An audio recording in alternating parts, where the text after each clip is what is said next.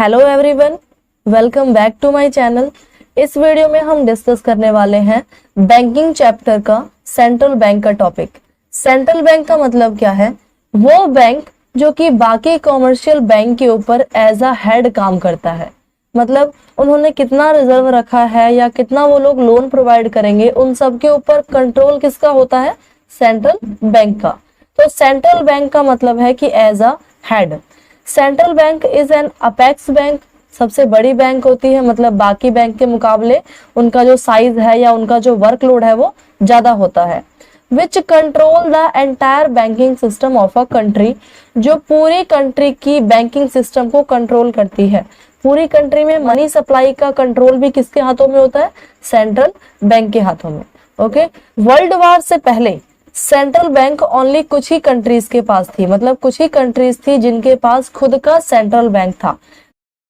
Before the world war first there was only a few countries which had their own central bank. World war से पहले only कुछ ही countries थे जिनके पास खुद का सेंट्रल बैंक था। But after the war the number of central bank has increase. लेकिन वर्ल्ड वार के बाद सेंट्रल बैंक इंक्रीज हो गए हैं। And now there is no single countries in the world, कोई भी ऐसी सिंगल कंट्री नहीं बची which does not have its own central bank, जिसके पास आज के टाइम पे सेंट्रल बैंक ना हो। ओके, हर एक कंट्रीज का अलग अलग सेंट्रल बैंक है जो कि उस पूरी इकोनॉमी की मनी का कंट्रोल अपने हाथों में रखता है। अब सेंट्रल बैंक के रोल क्या है, क्या करता है वो मार्केट में, या किस तरीके से वर्क करता है? Central bank control the commercial banking operations of any economy. पूरी इकोनॉमी के अंदर कितना कॉमर्शियल बैंक मनी लोन पे प्रोवाइड कर रही है, क्या इंटरेस्ट रेट है, उन सब के ऊपर कंट्रोल किसका होता है? सेंट्रल बैंक का। टू इन्फ्लुएंस मनी सप्लाई, कितनी मार्केट में मनी सप्लाई करनी है, मींस मनी फ्लो करनी है, या फिर उन मनी सप्लाई पे किस तरीके से कंट्रोल रखना है, ये सब किसके अंडर में आता है? सेंट्रल बैंक के अंडर में।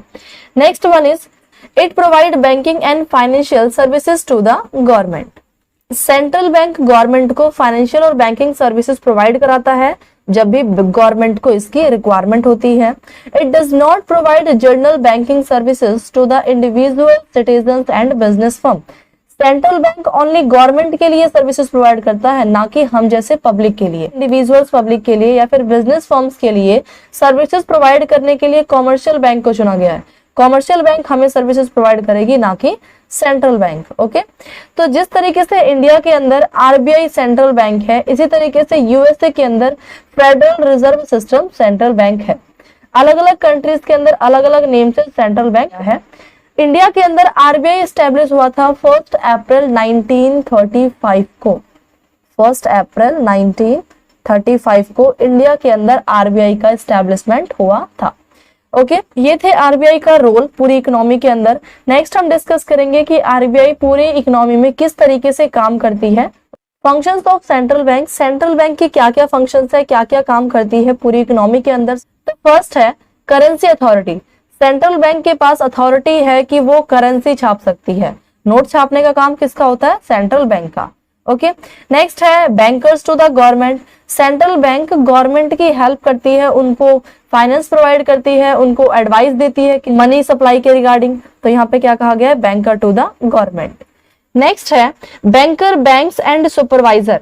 सेंट्रल बैंक बाकी बैंक के ऊपर एज अ हेड का काम करती है और उनको सुपरवाइज करने का काम भी किसका होता है? सेंट्रल बैंक का, कि किस बैंक में क्या काम चल रहा है या उनकी मनी सप्लाई क्या चल रही है, किस तरीके से वो लोग लोन प्रोवाइड कर रहे हैं पब्लिक को या बिजनेस को। इन सबको सुपरवाइज करने का काम किसका होता है? सेंट्रल बैंक का। नेक्स्ट है कंट्रोलर ऑफ मनी सप्लाई। पूरी इकोनॉमी के अंदर मनी सप्लाई को कंट्रोल कौन करता है? Central bank.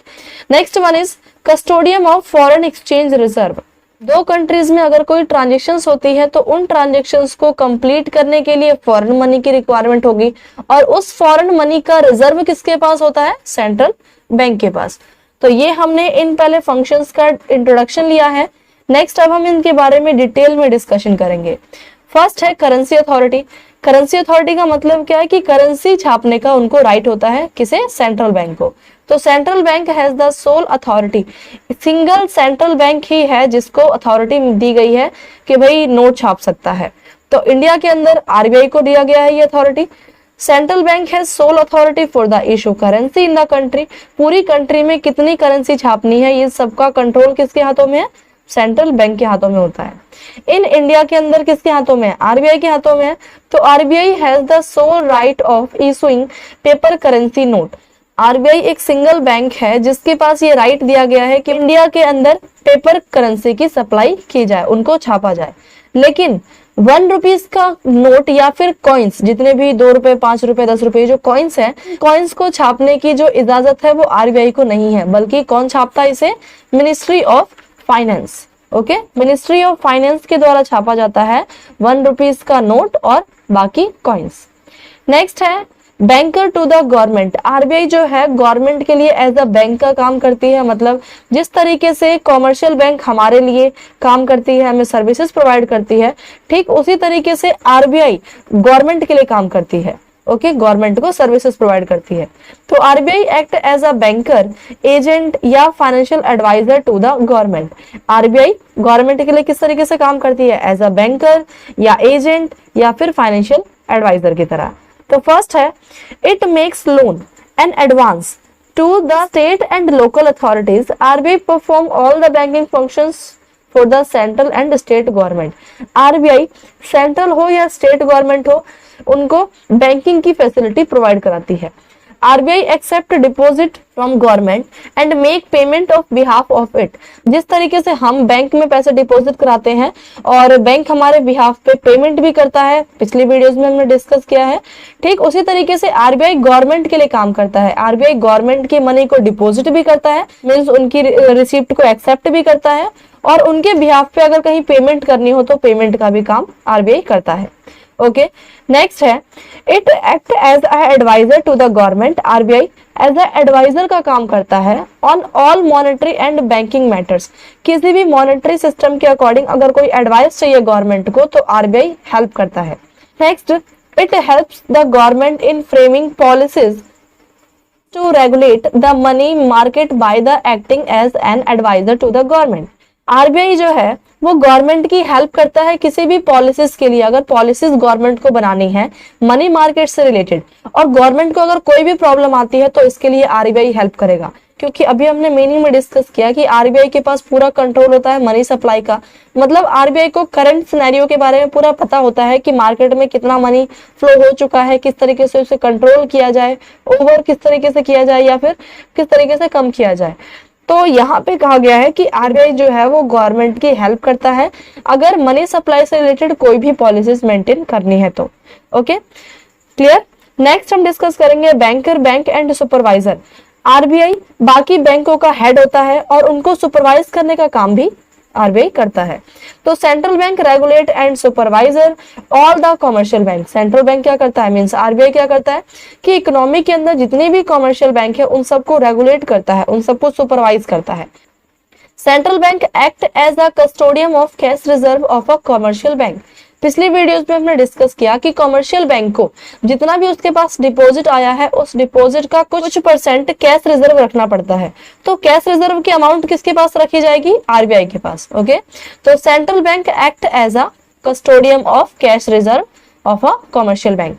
Central bank commercial bank के कैश रिजर्व को भी अपने पास हिफाजत से रखता है। नेक्स्ट है बैंक इंस्पेक्शन। आरबीआई अगर जब चाहे किसी भी बैंक का जाके इंस्पेक्शन कर सकता है कि किस तरीके से बाकी बैंक्स अपनी मनी को सप्लाई कर रहे हैं या लोन प्रोवाइड करा रहे हैं या कितना रेट उन्होंने रखा है, इन सब की इंस्पेक्शन कर सकता है आरबीआई बिना किसी रोक टोक के। ओके, नेक्स्ट है granting licence to bank. RBI banks को लाइसेंस प्रोवाइड करने का भी काम करता है। And controlling the opening of new branches. अगर कोई बैंक नए नए ब्रांचेस ओपन करा रहा है अपने बैंक के तो उन नए ब्रांचेस पे भी किसका कंट्रोल होगा, आरबीआई का।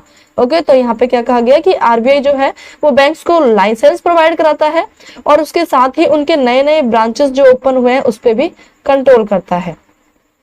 नेक्स्ट है controller of money supply and credit. RBI जो है वो पूरी इकोनॉमी में कितना मनी सप्लाई हो रहा है उसके ऊपर भी कंट्रोल करता है और साथ में किस एरिया में कितना लोन प्रोवाइड कराया जाए उसके ऊपर भी किसका कंट्रोल होता है, आरबीआई का। RBI influencing interest rate, RBI अपने अकॉर्डिंग इंटरेस्ट रेट डिसाइड करता है। प्रिंटिंग मनी, मनी भी प्रिंट करना किसके हाथ में है, किसके अंडर में है, आरबीआई के अंडर में।